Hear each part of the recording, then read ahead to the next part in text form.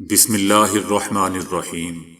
السلام علیکم دوستو، دنیا بھر کی خبروں میں آج آپ سنیں گے، لیکن اس سے پہلے اگر ہو سکے تو لائک اور سبسکرائب کا بٹن ضرور دبا لیں۔ شکریہ۔ امریکہ دوغلا پن کر رہا ہے، صدر پیوٹن۔ تائیوان کے ارد گرد 28 چینی جنگی طیاروں کی پروازیں۔ ترکی یورپی یونین سے علیحدگی اختیار کر سکتا ہے، ترک صدر۔ پیپلز پارٹی اور نون لیگ کی ایک دوسرے پر شدید لفظی گولہ باری۔ سعودیہ اسرائیل تعلقات کے لیے کام کر رہے ہیں، امریکہ۔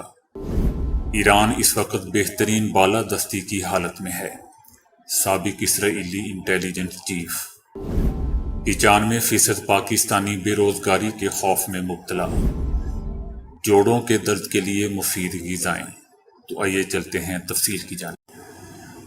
روس کے صدر پیوٹن نے کلسٹر بموں کے استعمال کے سلسلے میں امریکہ کی دوہری پالیسیوں پر تنقید کرتے ہوئے کہا ہے کہ امریکہ کلسٹر بموں کے استعمال کو غیر قانونی سمجھتا ہے، لیکن یوکرین کو وہی بم دیتا ہے۔ روسی صدر پیوٹن نے سوچی میں اپنے بیلاروسی ہم منصب الیگزینڈر سے ملاقات میں کہا کہ ایسے حالات میں کہ جب امریکہ کلسٹر بموں کے استعمال کو جرم قرار دیتا ہے، یوکرین میں اپنے ایجنٹوں کے ذریعے انہیں استعمال کر رہا ہے۔ امریکہ اپنے ہر مسئلے کو زور زبردستی، دھمکی یا پھر معاشی پابندیوں سے حل کرنے کی کوشش کرتا ہے۔ روس کے صدر نے ان تمام افواہوں کو بے بنیاد قرار دیا جن میں کہا گیا تھا کہ شمالی کوریا یوکرین جنگ میں شرکت کے لیے اپنی فوجی بھیجنے کا ارادہ رکھتا ہے۔ صدر پیوٹن نے کہا کہ روس کے پاس کافی تعداد میں فوجی ہے اور اسے اس جنگ میں شرکت کے لیے غیر ملکیوں کو بلانے کی ضرورت نہیں ہے۔ صدر پیوٹن نے مغرب کی جانب سے اس پروپیگنڈے پر کہ شمالی کوریا کے رہنما کم جونگ کا روسی دورہ علاقے میں کشیدگی بڑھا سکتا ہے، کہا کہ پوری دنیا میں سب سے زیادہ خطرہ امریکہ پیدا کرتا ہے۔ تائیوان نے چائنا کے 28 جنگی طیاروں کی چائنا اور تائیوان کے درمیان موجود آبی گزرگاہوں میں پرواز کی خبر دی ہے۔ صبح چائنا کے 20 جنگی طیاروں نے تائیوانی سرحد کے پاس پروازیں انجام دیں۔ چینی جنگی طیاروں کی پروازوں کو طیاروں اور نگرانی کرنے والی کشتیوں کے ذریعے زیر نظر رکھا جا رہا ہے۔ چائنا تائیوان کو اپنے ملک کا حصہ سمجھتا ہے اور امریکہ کی جانب سے تائیوان کی فوجی مدد اور تعلقات کو غیر قانونی اور ون چائنا پالیسی کی خلاف ورزی گردانتا ہے، جبکہ امریکہ نے چائنا پر دباؤ ڈالنے کے لیے تائیوان کو جدید ترین ہتھیاروں کی فراہمی جاری رکھی ہوئی ہے اور امریکی اور تائیوان حکام کے دو طرفہ دوروں کا سلسلہ بھی جاری ہے، جبکہ چائنا نے تائیوان کی مدد کرنے پر کئی امریکی کمپنیوں پر پابندیاں عائد کر دی ہیں اور تائیوان کے گرد فضائی اور سمندری گشت میں اضافہ کر دیا ہے۔ ترکی کے صدر رجب طیب اردوان نے کہا ہے کہ ضرورت پڑنے پر ترکی یورپی یونین سے علیحدگی اختیار کر سکتا ہے۔ ترک صدر کا بیان یورپی یونین کی حالیہ رپورٹ کے تناظر میں ہے۔ رپورٹ میں کہا گیا کہ ترکی کے 27 رکنی بلاک کے ساتھ الحاق کا عمل موجودہ حالات میں دوبارہ شروع نہیں ہو سکتا اور یورپی یونین سے ترکی کے ساتھ اپنے تعلقات کے لیے ایک متوازی اور حقیقت پسندانہ فریم ورک تلاش کرنے کا مطالبہ کیا گیا۔ ترکی 24 برس سے یورپی یونین میں شمولیت کا باضابطہ امیدوار رہا ہے، لیکن حالیہ برس میں انسانی حقوق کی خلاف ورزیوں اور قانون کی حکمرانی سے متعلق خدشات کی وجہ سے اس کے الحاق کی بات چیت تعطل کا شکار ہے۔ مسلم لیگ نون اور پیپلز پارٹی کے درمیان چھڑنے والی لفظی جنگ مزید شدت اختیار کر گئی ہے۔ دونوں جماعتوں کے رہنماؤں نے ایک دوسرے پر خوب لفظی گولہ باری کی ہے۔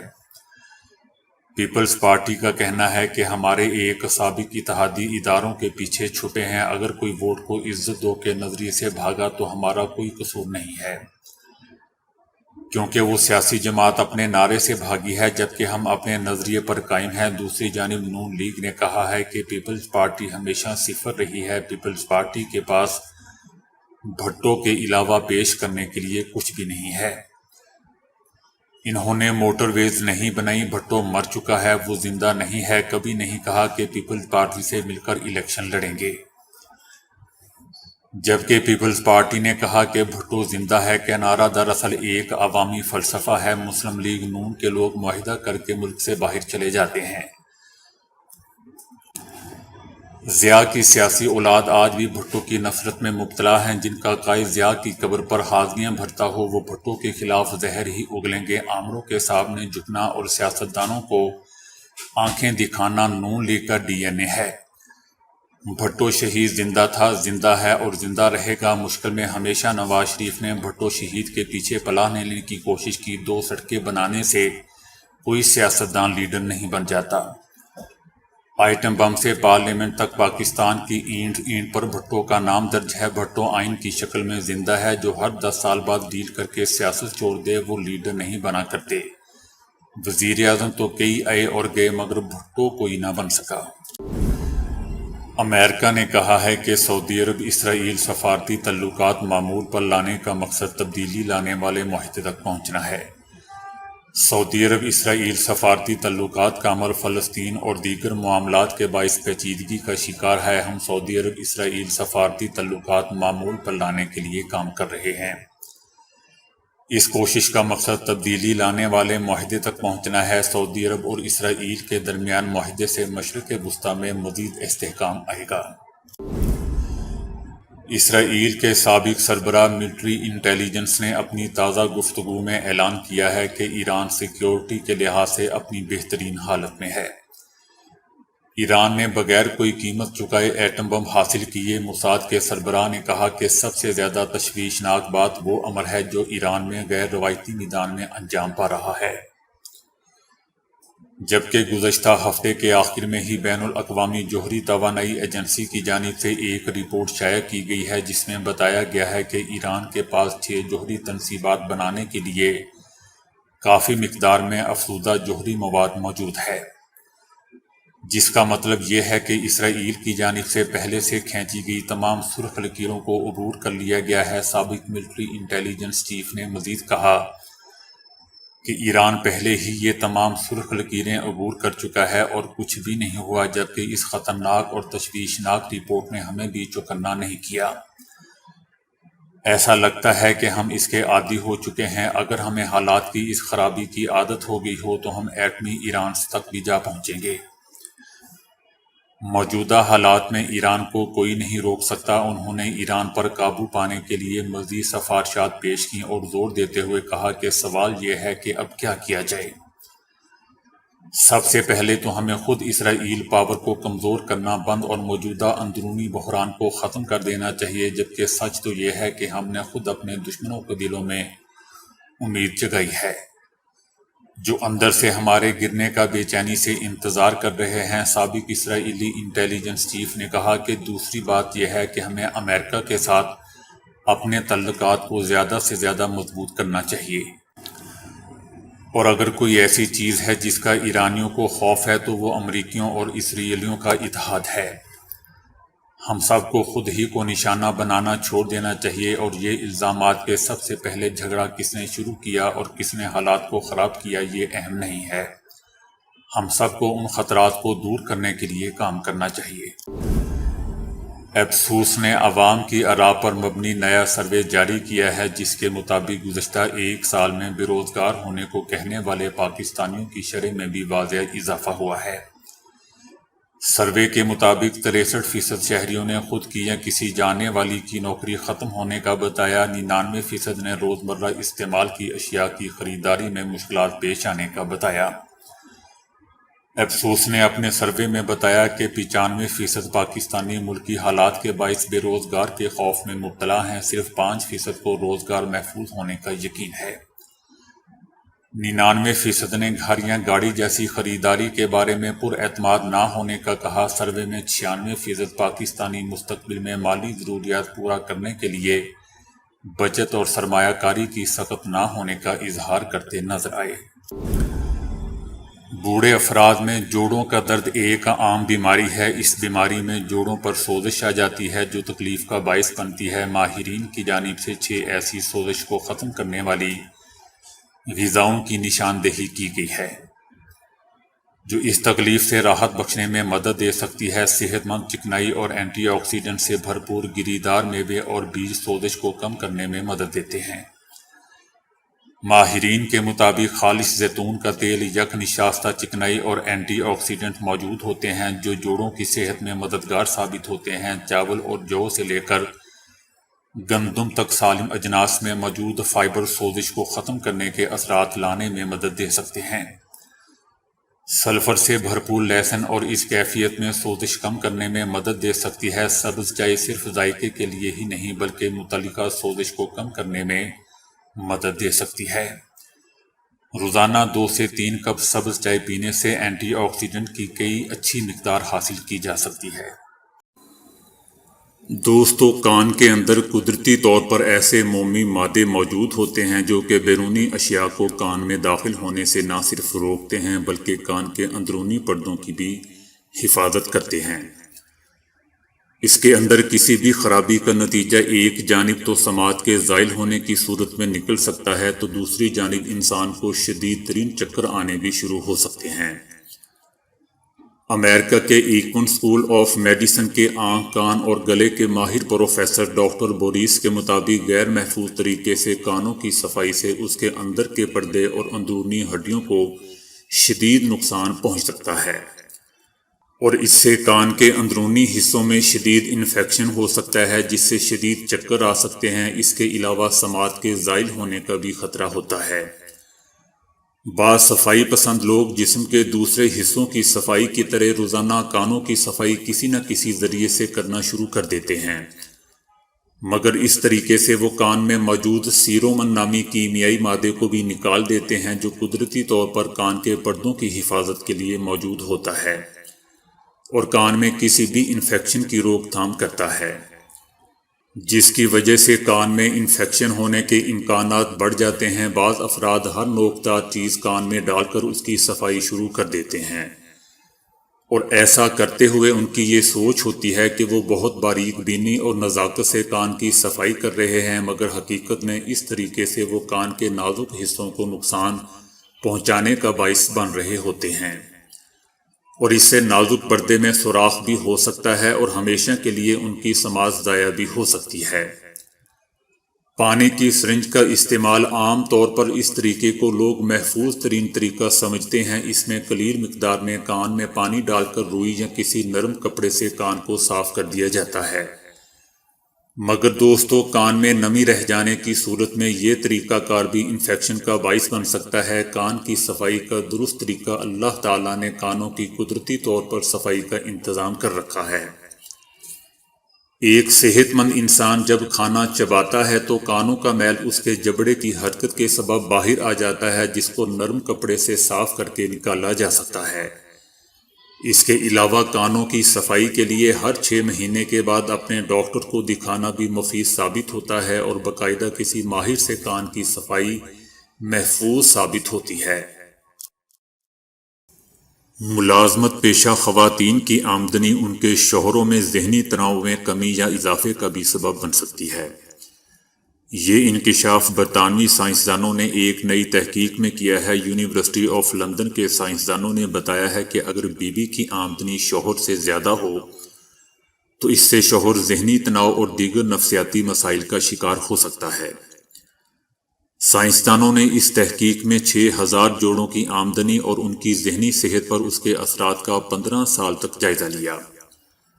تحقیقاتی ٹیم کی سربراہ ڈاکٹر ونیزا کا کہنا تھا کہ شوہر اس وقت سب سے زیادہ ذہنی تناؤ کا شکار ہوتے ہیں جب وہ اپنے گھر کے واحد کفیل ہوتے ہیں اور سارا بوجھ ان کے کندھوں پر ہوتا ہے۔ اگر بیوی کما رہی ہو اور اس کی آمدنی شوہر کی آمدنی کے 40% تک ہو تو اس سے شوہروں کی ذہنی صحت پر مثبت اثرات مرتب ہوتے ہیں۔ تاہم اگر بیوی کی آمدنی شوہر کی آمدنی سے بڑھ جائے تو ایسی صورت میں بھی شوہر نفسیاتی مسائل کا شکار ہو سکتے ہیں۔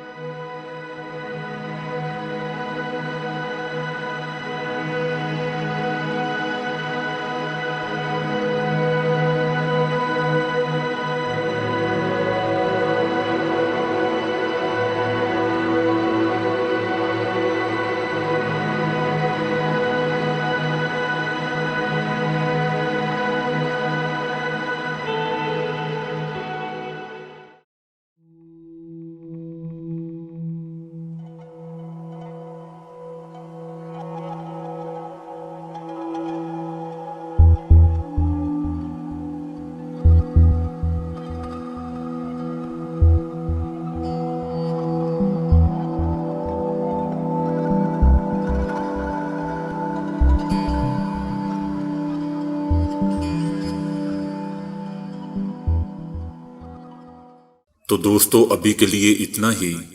ویڈیو کو لائک اور شیئر کرنے کا بہت بہت شکریہ۔